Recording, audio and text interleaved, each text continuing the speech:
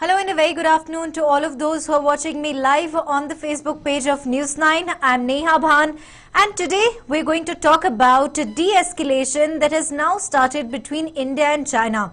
Of course, as you all know, India and China has remained a topic of discussion ever since there was a violent clash witnessed at Galwan Valley in which 20 of our brave soldiers were martyred. And it was worst violence that ever took place between the two countries in close to 5 decades.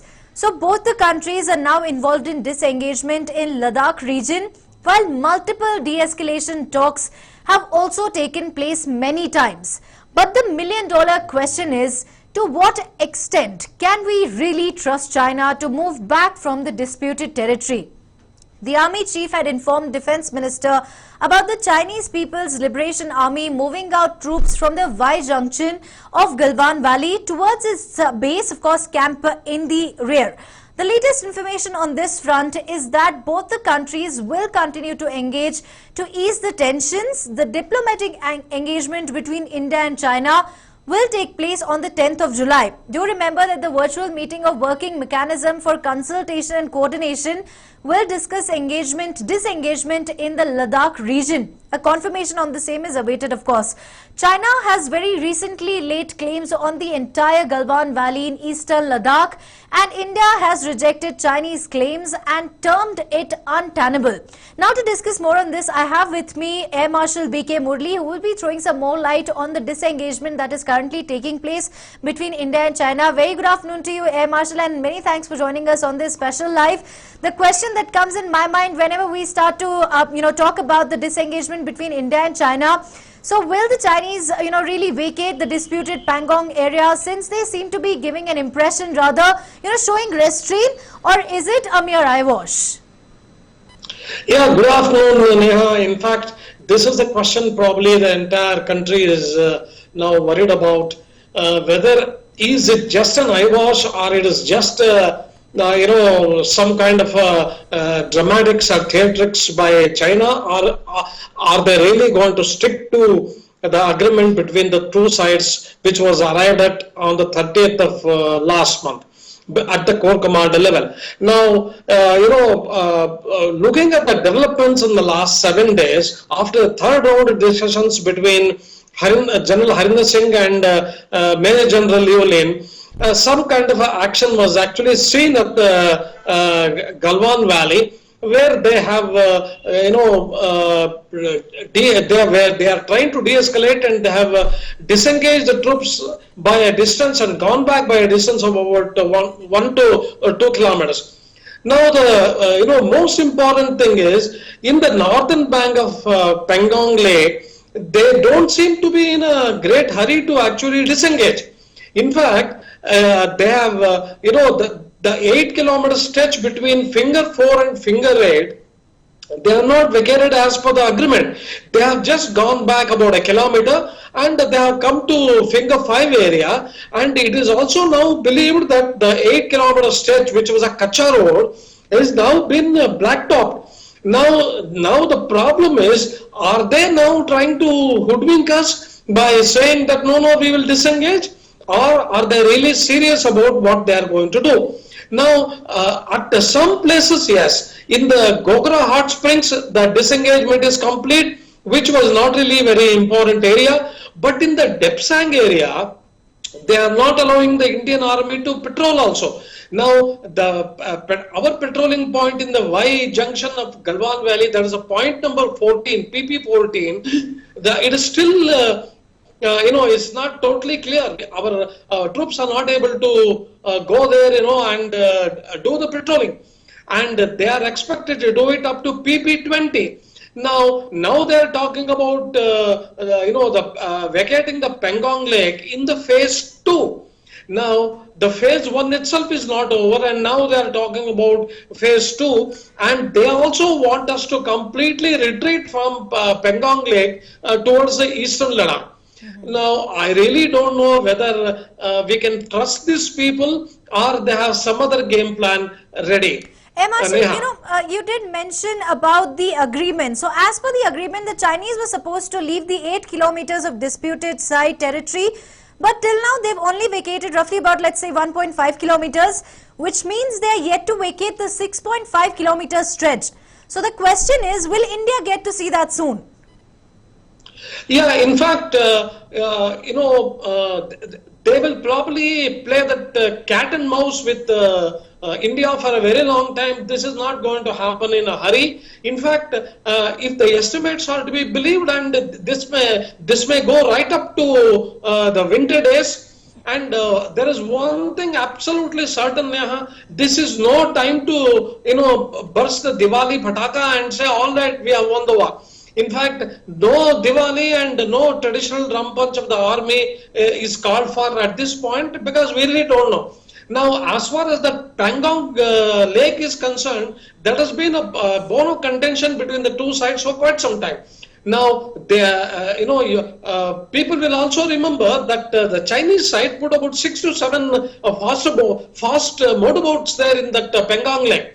Now they seem to be in no hurry to actually vacate the Pangong lake, and they have just gone about vacating 1.5 kilometers. But there is a very important thing that needs to be kept in mind at this point.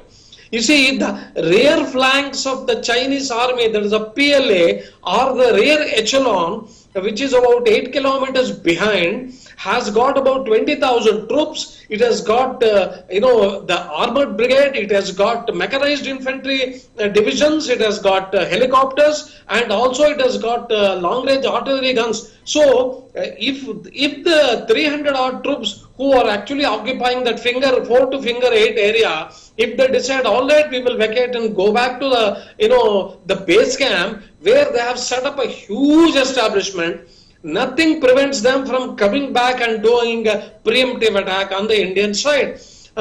So these are all the questions today that probably is occupying the minds of all the military thinkers in the military headquarters of our country.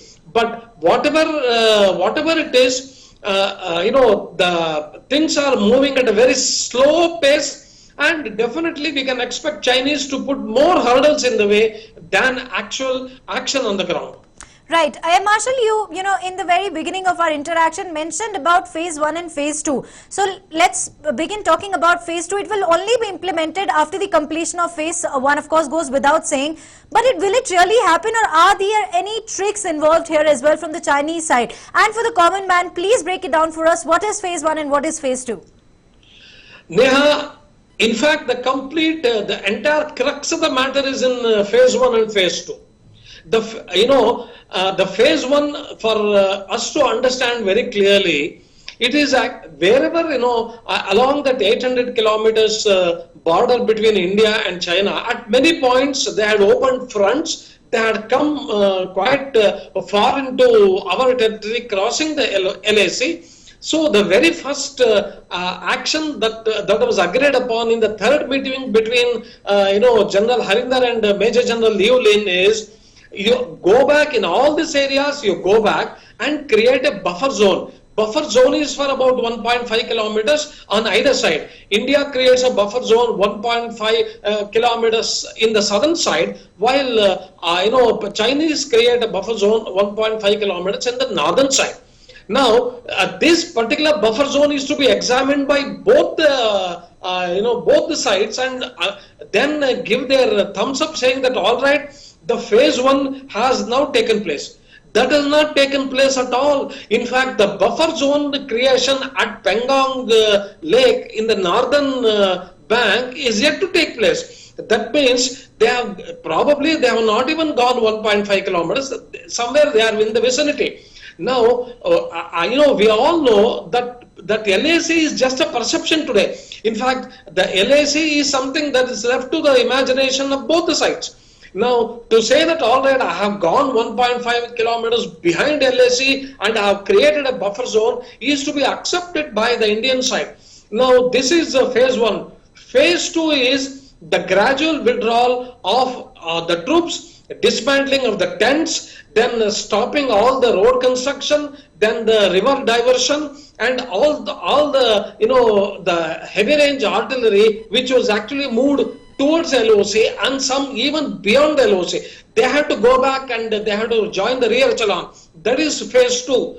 Now the phase 1 itself is not complete. It's already now 7, 8 days past after the third round of discussions. Yes, one cannot expect wonders while dealing with the Chinese side, and probably this will happen in the days to come. In any case, like you said in the beginning, the WMCC is meeting tomorrow, and then in another few days, the fourth round of discussion also may take place between the commanders. But all said and done, Neha, they are playing a cat and mouse game with us. There is no denying that. So, Air Marshal, commander level talks have happened, like you mentioned, the corps commander levels also, the talks, of course, are expected to take place tomorrow. The question that comes in my mind, at least, is when should India, till when should India really continue to engage in talks with China, and are these meetings being fruitful at all? Neha, the most important thing is whatever are the whatever are the actions that are expected to be happening on the ground, it can happen only till September. We know it very well. Beyond September, in the months of October onwards, it's actually winter season there in the eastern Ladakh. It is not possible to really do anything. The weather gets extremely hostile. The visibility falls to about 500 meters, and then there is a lot of freezing of water. In any case, the Galwan river would have frozen by then. So it's really not possible to really do anything beyond October. So keeping September as probably the ultimate last date for us to see some action on the ground between the two sides. Now, really, at the pace at which it's going now, the question suddenly the question comes to the mind: is it really going to happen? Will we really see all this happening before September? It may happen or it may not happen. In fact, that is the reason why we cannot, let off our guard. The Indian Air Force and the Indian Army, they are absolutely battle ready in eastern Ladakh. And then the Indian Navy is, patrolling the area in the Indian Ocean. Yes, we are battle ready. Because really, you cannot trust these guys. Nothing prevents them from coming back and doing a preemptive attack on our side, south of the Pangong. Like but if then, we have to, I'm sorry I'm interrupting you, if we have to revisit the history once again. So when the 1962 war happened, just before that as well, Chinese had given an impression that, they're moving back. But then eventually what happened, the entire world was a witness to it. The war happened. So China really is not the, country to be trusted. Absolutely, Neha. It took them 90 days to come back and hit us. In fact, similar situation is it's a replay of the whole scenario. It started with a Galwan. They moved back when our bravehearts pushed them back. 90 days later, they came along with the rear echelon and hit us. Now, that kind of a worry is definitely there in our minds. That is the reason why today we have, completely mobilized our air power. In fact, the top, frontline fighter aircraft are today, flying in the skies of the eastern Ladakh. And then so is our 2 mountain divisions and also the 14 Corps. Yes, we are ready. But then our efforts, militarily, diplomatically, and economically, now that has to continue. Now there is also some kind of a talk, amongst the netizens and also those, our citizens of our nation that all right, Ajit Doval stepped in, and a few days back Ajit Doval spoke to his counterpart Yu Wong, and then everything fell into place. But then I would like to tell the viewers, sorry guys, in fact, Ajit Doval, if it was so easy for Ajit Doval to come and start getting the things de-escalated, then why didn't he do it 2 months earlier? We could have saved 20 of our jawans and 1 colonel. So, these are all only things that will probably support. So, what you're saying is Ajit Doval should not be given credit. Yeah, there is no denying that. In see, his talk with his counterpart that you won probably has actually started the process or may have accelerated the process. But to say that all right, let us wait for Ajit Doval to come back and get the things going. I think one has to really throttle back and take a relook at all this. But our military engagement, then military talks will definitely continue, and God alone knows it may continue endlessly till about September. But whatever it is, now as far as China is concerned, now they have bitten more than they can chew. So now somehow they have to reclaim their lost image in their own country, and the Chinese people now they are wondering what is happening in their own nation. And the Politburo, they are actually taking the entire nation for a ride. So I think it's going to be a long haul now. They have, taken the entire world for a ride when it comes to COVID-19. But of course, let's not go there. Lastly, I'd like to ask you, Air Marshal, so India has banned the Chinese apps amid the rising tensions, and the US is also likely to follow the suit. So has India sent a really strong message that if anyone messes with us, this is what they get? Be it China, we really don't care. It is an incredible message. All right. Now, when you look at the mechanics of this 59 apps, the amount of damage it has done to the China is minimal, 6 billion loss. And besides, United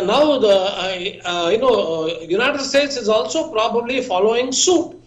But that is not it. That is not the end of it. You see, today, United States they are going absolutely gung-ho on China.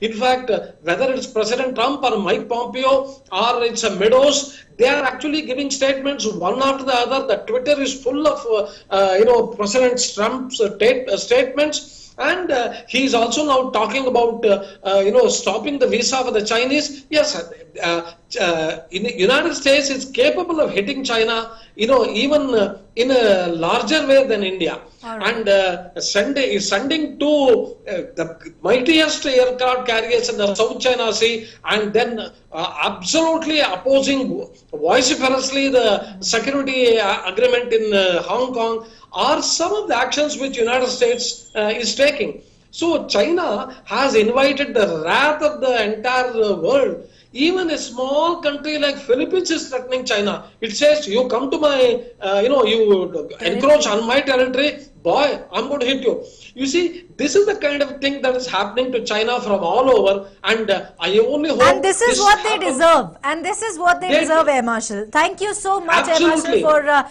joining us on this, special Facebook Live, and thank you so much for taking out some time off for us. Well, of course, the diplomatic engagement between India and China will take place on the 10th of July. That's tomorrow, and all the eyes will be on it. It is as per sources. There's still no confirmation on it. But thank you to all of those who joined us on this Facebook Live of News9. If at all you like this video, do not forget to subscribe News9 YouTube. Like us on News9 Instagram, Facebook as well as Twitter. Do remember, COVID-19 threat has not subsided. Keep yourself safe, as well as safe, of course, as well as your loved ones as well. Thank you so much for watching.